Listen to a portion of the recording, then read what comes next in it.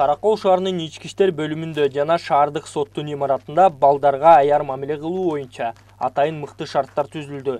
Укук коргоо органдарында ачылган бөлмөлөр 2014 жылдан 2018 жылдар аралыгында балдарга мыкты шарт түзүү багытындагы мамлекеттик программанын алкагында даярдалды. Программа мыйзам менен тил табыша албай жаткан, кылмыштын курамындагы жана күбөсү болгон балдарга аяр мамиле кылуунун жол жоболорун иштеп чыгууну көздөйт. Кабинеттер жасалды.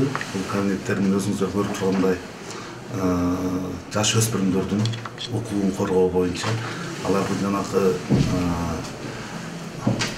закон менен салгысы өткенде ушу кылмышкерлер балдарга карата болгон кылмыш зомбулук болсо ошондо ушул тергөө амалдары жүргөндө ошол жерден булардын балдардын ошол кылмышкерлер менен болгон ортосундагы конфликт ситуацияда же болбосо ушу процессуальный эме жүрүп атканда кезикпөө үчүн шарт түзүлдү да.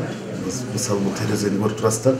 Ушу терезенин аркасында кылмышкерлерди опознавать эткен же болбосо ошого болгон показанияларда булар бири-бирине кезиктирбей процессте жүрөт да. Балдарга аяр мамиле кылуу бөлмөлөрү ЮНИСЕФтин көмөгү жана Улуу Британия эл аралык өнүктүрүү министрлигинин каржылык колдоосу менен ынтымактуу жана инклюзивдүү жааматтардын келечеги үчүн жаштардын туруктуулугун арттыруу программасынын алкагында уюштурулган.